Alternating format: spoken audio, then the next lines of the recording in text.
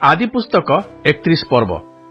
पुणी जाकुब आंभमानक पितार सर्वस्व हरण करिअछि ओ आंभमानक पितार धनरु ताहार एही समस्त आश्चर्य होइअछि। लाबनर पुत्र मानकर एही कथा जाकुब शुणिला। पुणी लाबन ताहा प्रति पूर्व परि नुहे एहा जाकुब ताहार मुख देखि बुझिला। अनंतर सदाप्रभु जाकुब को कहिले, तुम्भे आपणा पैतृक देशरे ज्ञाति मानक निकटकू फेरी जाओ, आंभे तुम्भर सहवर्ती हेबा। एणु जाकुब क्षेत्र रे पशुपल निकटकू राहेल ओ लेया को डकाई कहिला, मु देखुअछि तुम्भमानक पितांकर मुख मो प्रति पूर्व परि नुहे, मात्र मोहर पैतृक परमेश्वर मोहर सहाय अटंती। मु आपणार सबु बल देई तुम्भमानक पितांकर दास्य कर्म करिअछि, एहा तुम्हे माने जान। तथापि तुम्भमानक पिता मोते प्रवंचना करी 10 थर मोहर बर्तन परिवर्तन करिअछंती, मात्र परमेश्वर तांकु मोहर क्षति करिबाकू देई नाहंती। जेहेतु चित्र विचित्र पशुगण तुम्भर बर्तन स्वरूप हेबे, से आपे जेतेबेले एही कथा कहिले सेतेबेले समस्त पशु चित्र विचित्र छुआ प्रसव कले। पुणी रेखांकित पशुगण तुम्भर बर्तन स्वरूप हेबे, से जेतेबेले एहा कहिले सेतेबेले समस्त पशु रेखांकित छुआ प्रसव कले। एही रूपे परमेश्वर तुम्भमानक पितांकर पशुधन नेई मोते देले। कारण पशुमानकर गर्भधारण समय मु स्वप्न अनाई देखिली, देख पल संगमकारी समस्त छागल रेखांकित ओ चित्र विचित्र ओ बिंदु चिन्हित।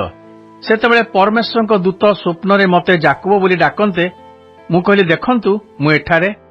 तहिरे से कहिले, एबे अनाई देख पल संगमकारी समस्त छागल रेखांकित चित्र विचित्र ओ बिंदु चिन्हित।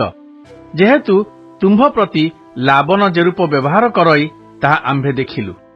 जेउठारे तुम्भे गोटिए स्तंभ अभिषेक करिअछ ओ आंभ निकटरे मानत करिअछ, सेही बैथेलर परमेश्वर आंभे एबे उठी एही देश परित्याग करी आपणा ज्ञाति मानक देशकू फेरी जाओ। तहिरे राहेल ओ लेया उत्तर कले, पितांक गृहरे आंभमानकर कि आउ किछि बांट ओ अधिकार अछि? आंभे माने कि तांक निकटरे विदेशिनी रूपे गण्य नहु? जेहेतु से आंभमानकू बिकी आंभमानकर मूल्य संपूर्ण रूपे भोग करिअछंती। एहेतु परमेश्वर आंभमानक पितांक ठारू जेउ सब धन नेई अछंती, से सबु आंभमानकर ओ आंभमानक संतानगणर। एणु परमेश्वर तुम्भकू जहा कहिले तुम्भे ताहा कर। तहु जाकुब उठी आपणा संतानगण ओ भार्या मानकू ओट उपरे बसाइला। पुणी आपणा उपार्जित पशुआदि सकल धन अर्थात पदन अरामरे जेउ पशु ओ जेउ संपत्ति उपार्जन करिथिला, ताहा घेनी किणान देशरे आपणा पिता इसहाक निकटकू प्रस्थान कला। सेही समयरे लाबन मेसोलोम छेदन करिबाकू जाइथिला। पुणी राहेल आपणा पितार ठाकुर मानकू हरण कला। आउ जाकुब आपणा पलायनर कौनसी संवाद न देई अरामीय लाबनकू वंचना कला। एही प्रकारे से आपणा सर्वस्व घेनी पलायन कला। पुणी उठी फरात नदी पार होई गिलियद पर्वत आडे दृष्टि करी चलिला। अनंतर तृतीय दिवसरे लाबनकू जाकुबर पलायन संवाद दियागला। तहिरे से आपणा कुटुंब मानकू संगे घेनी ताहार पछे पछे 7 दिनर बाट दौड़ी जाई गिलियद पर्वत निकटरे ताहार संग धरिला। मात्र परमेश्वर रात्रि काले स्वप्न जोगे अरामीय लाबन निकटरे उपस्थित होई ताहाकू कहिले, सावधान, जाकुबकू भल मंद किछि कुह नाही। अनंतर लाबन जाकुबर संग धरिला समय जाकुबर तंबू पर्वत उपरे स्थापित थिला। तहिरे लाबन ही कुटुंब मानक सहित गिलियद पर्वतरे तंबू स्थापन कला। पुणी लाबन जाकुबकू कहिला, तुमे काहींके एरूप कर्म कल, मोते वंचना कल, पुणी मो कन्या मानकू खड्ग धृत बंदी लोकंग परि घेनी आसिल। तुम्भे मोते वंचना करी काहींकि गोपन रे पळाई आसिल? काहींकि मोते संवाद देई नाह? देइथिले मु तुम्भकू आह्लाद ओ गायन पुणी तबला ओ बीणा वाद्य सहित विदाय करिथांती। तुम्भे मोहर पुत्र कन्या मानकू चुंबन करबाकू ही मोते सुजोग देल नाही। ए अति अज्ञानर कर्म। तुमको हिंसा करबाकू मोर हस्त समर्थ प्रमाण।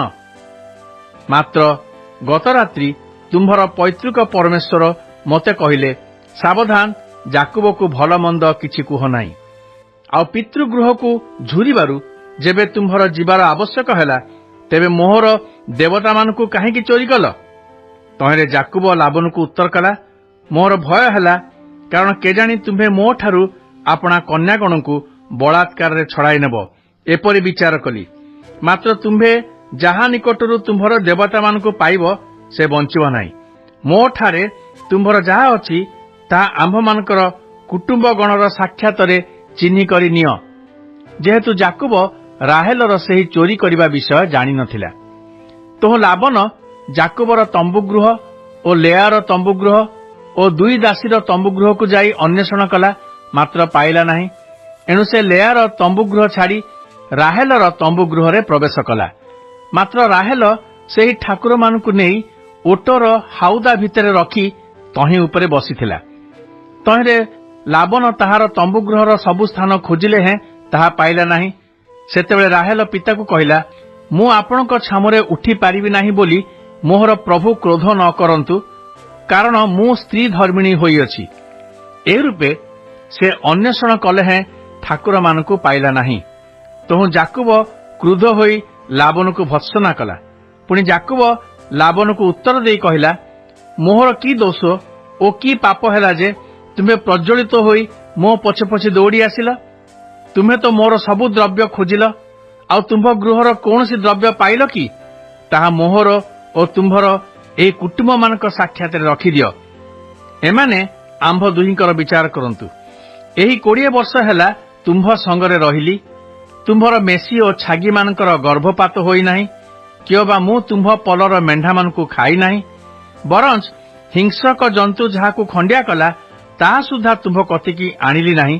ସେ କ୍ଷତି ଆପେ ସହିଲି। ଦିନରେ ଚୋରି ଯାଉ କି ରାତିରେ ଚୋରି ଯାଉ, ତାହା ତୁମ୍ଭେ ମୋ ହାତରୁ ନେଲ। ଦିନରେ ଖରା, ରାତିରେ କାକର ମୋତେ ଗ୍ରାସ କଲା। ମୋ ଆଖିରୁ ନିଦ ପଳାଇଗଲା। ଏହିପରି ମୁଁ ଥିଲି। ମୁଁ 20 ବର୍ଷ କାଳ ତୁମ୍ଭ ଘରେ ରହିଲି। ତୁମ୍ଭର 2 ଝିଅ ନିମନ୍ତେ 14 ବର୍ଷ ଓ ପଶୁମାନଙ୍କ ନିମନ୍ତେ 6 ବର୍ଷ ଦାସ୍ୟକର୍ମ କଲି।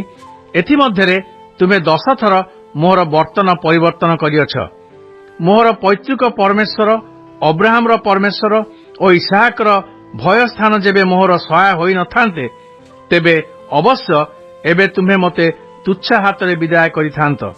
ପରମେଶ୍ୱର ମୋର ଦୁଃଖ ଓ ହସ୍ତର ପରିଶ୍ରମ ଦେଖିଅଛନ୍ତି, ଏଣୁ ଗତ ରାତିରେ ତୁମ୍ଭକୁ ଧମକାଇଲେ। ତହିଁରେ ଲାବନ ଯାକୁବକୁ ଉତ୍ତର କଲା, ଏହି କନ୍ୟାମାନେ ମୋହର କନ୍ୟା ଓ ଏହି ବାଳକମାନେ ମୋହର ବାଳକ ଓ ଏହି ପଶୁପଲ ମୋହର ପଶୁପଲ। ପୁଣି ଯାହା ଯାହା ଦେଖୁଅଛ ସେ ସବୁ ମୋହର। ଏହେତୁ ମୋହର ଏହି କନ୍ୟାମାନଙ୍କୁ ଓ ଏମାନଙ୍କ ପ୍ରସୂତ ସନ୍ତାନମାନଙ୍କୁ ମୁଁ କଣ କରିବି? ଆସ, ଆମ୍ଭେ ଦୁହେଁ ନିୟମ ସ୍ଥିର କରୁ, ତାହା ଆମ୍ଭମାନଙ୍କର ସାକ୍ଷୀ ହେଉ। ସେତେବେଳେ ଯାକୁବ ଖଣ୍ଡିଏ ପ୍ରସ୍ତର ଘେନି ସ୍ତମ୍ଭ ରୂପେ ସ୍ଥାପନ କଲା। ପୁଣି ଯାକୁବ ଆପଣା କୁଟୁମ୍ବମାନଙ୍କୁ କହିଲା, ତୁମ୍ଭେମାନେ ପ୍ରସ୍ତର ସଂଗ୍ରହ କର। ତହିଁରେ ସେମାନେ ପ୍ରସ୍ତର ଆଣି ଗୋଟାଏ ରାଶି କରନ୍ତେ ସମସ୍ତେ ସେହି ସ୍ଥାନରେ ସେହି ରାଶି ଉପରେ ଭୋଜନ କଲେ। ଅନନ୍ତର ଲାବନ ତାହାର ନାମ ଜିଗର ସାହାଦୁଆ ଅର୍ଥାତ୍ ସାକ୍ଷୀ ରାଶି ବୋଲି ରଖିଲା। ମାତ୍ର ଯାକୁବ ତାହାର ନାମ ଗଲିୟଦ ଅର୍ଥାତ୍ ସାକ୍ଷୀ ରାଶି ରଖିଲା। ସେତେବେଳେ ଲାବନ କହିଲା, ଏହି ରାଶି ଆଜି ତୁମ୍ଭ ଆମ୍ଭର ସାକ୍ଷୀ ହୋଇ ରହିଲା। ଏଣୁକରି ତାହାର ନାମ ଗଲୟଦ ଓ ମିସ୍ପା ଅର୍ଥାତ୍ ପ୍ରହରୀ ସ୍ଥାନ ରଖିଲା। ଯେହେତୁ ସେ କହିଲା, ଆମ୍ଭେମାନେ ପରସ୍ପର ଅଦୃଶ୍ୟ ହେଲେ ସଦାପ୍ରଭୁ ମୋହର ଓ ତୁମ୍ଭର ପ୍ରହରୀ ଥିବେ। ତୁମ୍ଭେ ଯେବେ ମୋ କନ୍ୟାମାନଙ୍କୁ ଦୁଃଖ ଦେବ ଅଥବା ମୋହର କନ୍ୟାମାନେ ଥାଉ ଥାଉ ଅନ୍ୟ ସ୍ତ୍ରୀମାନଙ୍କୁ ବିବାହ କରିବ, ତେବେ ସେହି ସମୟରେ କୌଣସି ମନୁଷ୍ୟ ଆମ୍ଭମାନଙ୍କ ନିକଟରେ ନଥିବ ପ୍ରମାଣ। ମାତ୍ର ଦେଖ, ପରମେଶ୍ୱର ଆମ୍ଭ ଓ ତୁମ୍ଭ ମଧ୍ୟରେ ସାକ୍ଷୀ ହେବେ। ଆହୁରି ଲାବନ ଯାକୁବକୁ କହିଲା, ଏହି ରାଶି ଦେଖ, ପୁଣି ଆମ୍ଭ ଦୁହିଁଙ୍କର ମଧ୍ୟବର୍ତ୍ତୀ ମୋହର ସ୍ଥାପିତ ଏହି ସ୍ତମ୍ଭ ଦେଖ। ମୁଁ ଅହିତ କରିବା ପାଇଁ ଏହି ରାଶି ପାର ହୋଇ ତୁମ୍ଭ ନିକଟକୁ ଯିବି ନାହିଁ, ମଧ୍ୟ ତୁମ୍ଭେ ଏହି ରାଶି ଓ ଏହି ସ୍ତମ୍ଭ ପାର ହୋଇ ମୋ ନିକଟକୁ ଆସିବ ନାହିଁ। ଏଥିର ସାକ୍ଷୀ ଏହି ରାଶି ଓ ଏଥିର ସାକ୍ଷୀ ଏହି ସ୍ତମ୍ଭ। ଏ ବିଷୟରେ ଅବ୍ରାହମଙ୍କର ପରମେଶ୍ୱର, ନାହୋରର ପରମେଶ୍ୱର ଓ ସେମାନଙ୍କ ପୈତୃକ ପରମେଶ୍ୱର ଆମ୍ଭ ଓ ତୁମ୍ଭ ମଧ୍ୟରେ ବିଚାର କରିବେ। ସେତେବେଳେ ଯାକୁବ ଆପଣା ପିତା ଇସାହାକର ଭୟ ସ୍ଥାନର ଶପଥ କଲା। ଅନନ୍ତର ସେ ସେହି ପର୍ବତରେ ବଳିଦାନ କରି ଆହାର କରିବା ନିମନ୍ତେ ଆପଣା କୁଟୁମ୍ବମାନଙ୍କୁ ଡାକିଲା। ତହିଁରେ ସେମାନେ ଭୋଜନ କରି ପର୍ବତରେ ସମସ୍ତ ରାତ୍ରି ଯାପନ କଲେ। ଏଥିଉତ୍ତାରୁ ଲାବନ ପ୍ରଭାତରେ ଉଠି ଆପଣା କନ୍ୟାମାନଙ୍କୁ ଓ ବାଳକମାନଙ୍କୁ ଚୁମ୍ବନ କରି ଆଶୀର୍ବାଦ କଲା। ଏହି ରୂପେ ଲାବନ ସ୍ୱସ୍ଥାନକୁ ଫେରିଗଲା।